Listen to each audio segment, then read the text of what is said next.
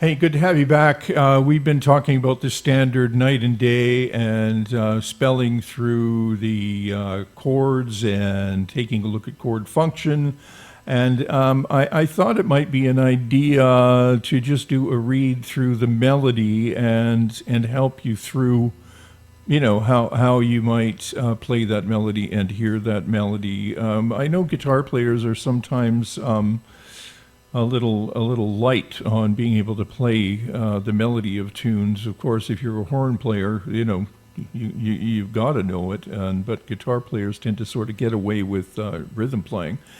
So let's take a look at this tune, Night and Day, and just first of all, let's refresh our memory as to the chord progression so we can hear the melody in the context of the chord progression. So let's take it from the top.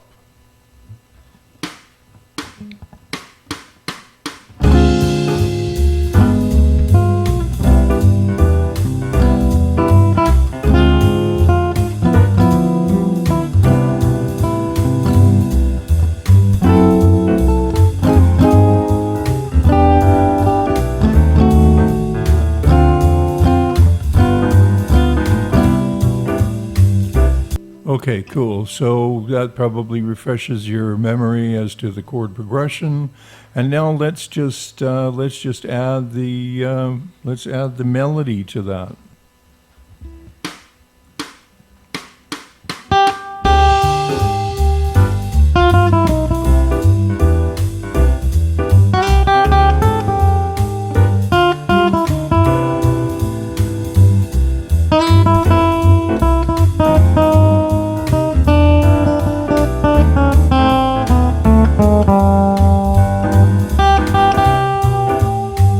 One more time.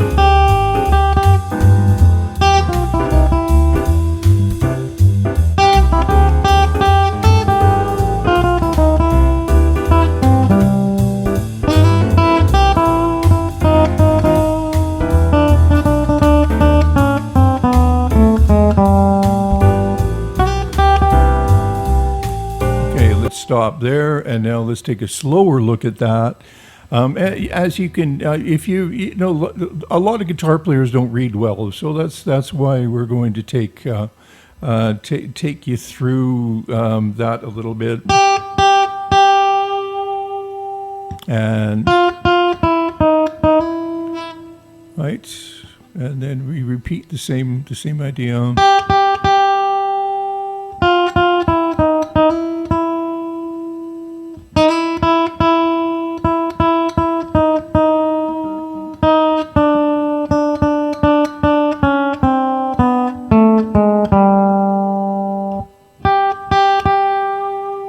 So pretty straightforward. If you want to get a little more serious, you can take it up to another position.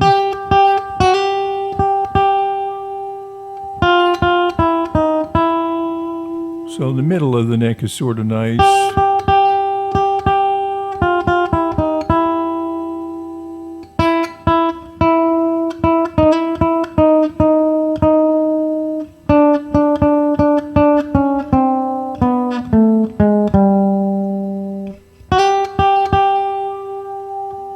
And so on.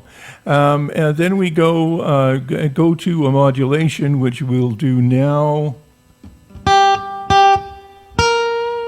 So pretty obvious what's happening there.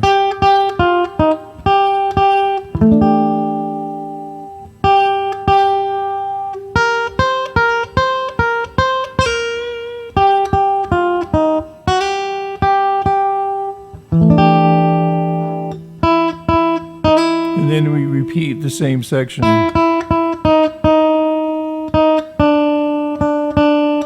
And then this is a little bit different. We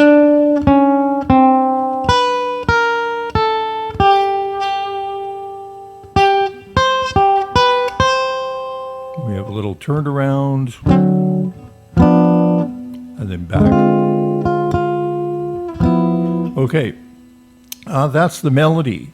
Now, if you want to take it one step further than just the melody, You can start to, as I did there, a little bit. You can start to add chords. So we have looked at this from a chordal perspective. Here's a D minor 7 flat 5. Here's my G on top.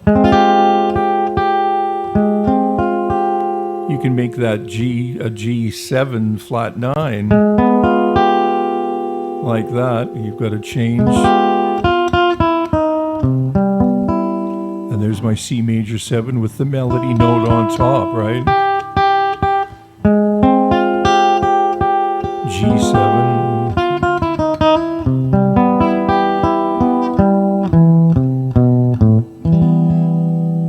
And F minor 7. Right, to keep the, trying to keep the melody on top.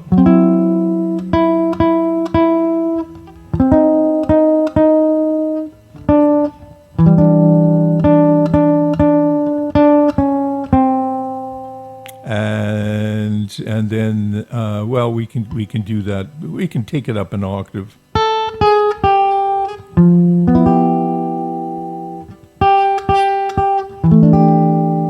So this is a G13. You can do just G. And then keeping the same melody note with that C major 9.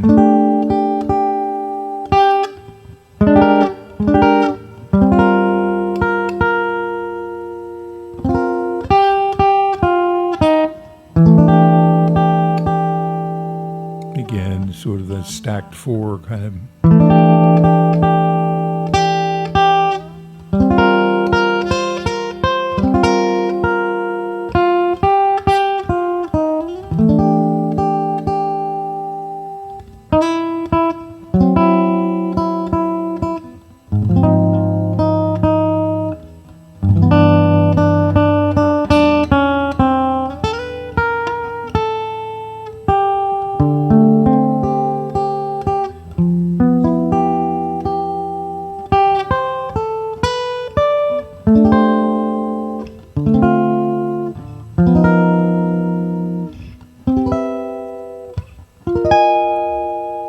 So there's lots of different ways you can play through that, but that's another way to look at the tune, right? That's more of a solo playing style. Like I've done a little bit of trio playing in the past, just bass, drums, and guitar, and so the guitar gets to not only play rhythm, but gets to keep the whole thing going in terms of the melody and the harmony. And it's a little bit more of a difficult style, but it's so lovely and revealing. I mean, you can take a tune like this to ballad level, and it will work beautifully. So I would suggest trying that, right? Work on the melody first, get the melody underneath your fingers, get a bit of a relationship going with the melody. So you really can hear it. You can sing it. You're singing it in your head, and then start to add the chords. So the idea is, of course, to keep the melody on top. Which gives me this crazy little thing here, right? A bit of a stretch, right? I just have to just move that one note. I could move both.